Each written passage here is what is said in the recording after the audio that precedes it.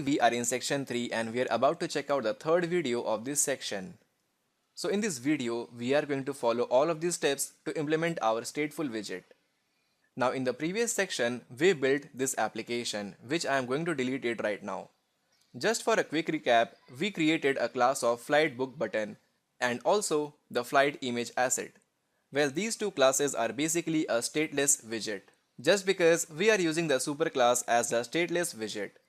And if you notice in the runtime, the property or the state of these two widgets never change. They are constant. So that is why they are stateless widget. Well, they have their own used cases. But what if you want to get some user input by using a checkbox, radio button or some text field? So here comes stateful widget into picture. So right now I will simply delete all of my old code, such as delete the app screen package, and also I will delete font and images folder. And within the main.dart file, let us clean up all the code. So basically this application is like a fresh application. So within our main.dart file, let us start writing our code from scratch. Let us import our material.dart package, define our main function, declare the run app method, and within this function, I will instantiate my material app widget. And here I will define the title along with the home. Well, this favorite city will be our stateful widget, which I will create it shortly. So let us create this stateful widget. And now, as per the rule, you have to override the create state method. So simply press Alt plus Enter, create the missing override. From this function, you have to return the state of this widget. So for that, I will use the return statement and instantiate its state, which I have not created yet. Well, so far we have finished our first step in the process of creating the stateful widget. That is, create a class that extends a stateful widget and return the state within the create state function. Now let us come to our next step. Create the state class with the property that may change. So down below here, let us define our state, which will again be a class. As per the convention, I am using underscore here so that our class remains private to our own library.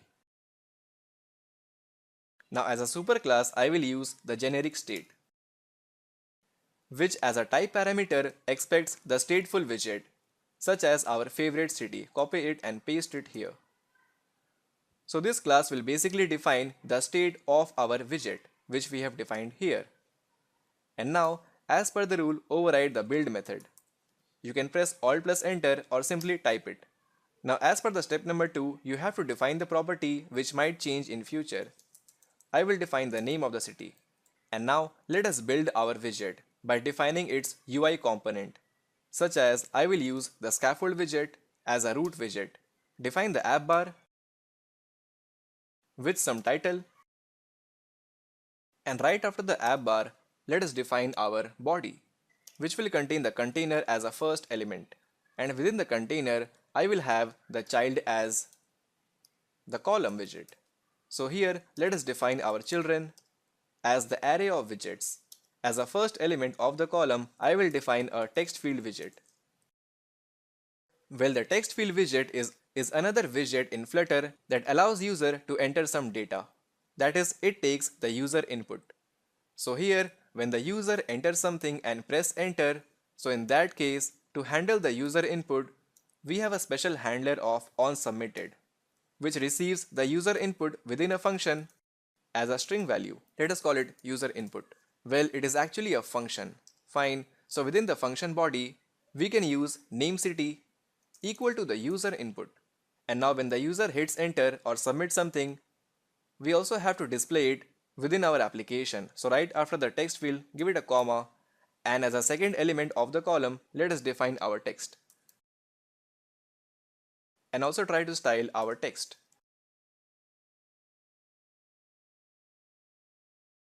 Now so far we are done with our step number 2 and also step number 3. Right now let us launch the application and let's see what happens. Well, here I have some error. Well, I forgot to modify my pubspec.yaml file where I have to comment all of these font section because I have just deleted the font initially in this video.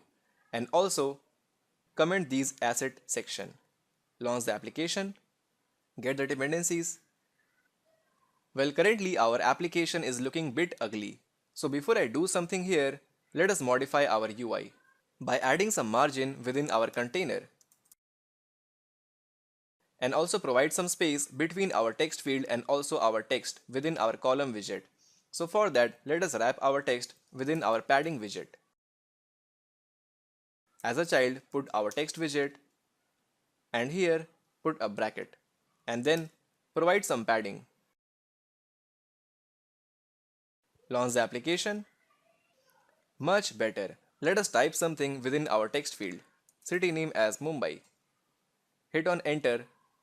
But once you hit enter, nothing happens. Just because we forgot to implement our last state, that is, call the setState function to make some changes to update our stateful widget. So within our application, once the user submits some data, here you have to call the setState function, which again executes an anonymous function. And as a body of this function, let us put this code. Perfect. Launch the application and now enter something again. Mumbai, hit on enter. So once you submit the data, here our text gets updated. Your best city is Mumbai. If you enter something here again such as Delhi, submitted, your best city is Delhi. Now you might think what exactly is happening here and how it is a stateful widget. But before I tell you what exactly is internally happening, let me tell you one thing. This text field along with the text together with scaffold, container, they are all together bundled to form a widget known as favorite city stateful widget. Fine, so whatever widgets that you see in front of you are together combined to form a stateful widget known as the favorite city widget. Now in order to understand what happens when you exactly submit some data, so for that within the build function, let us put some debug print code, which will be instantiated whenever we build the state of our widget. And also within our setState function, let us put a debug prints function. Run the application. So here let us enter something. New York. Submit it.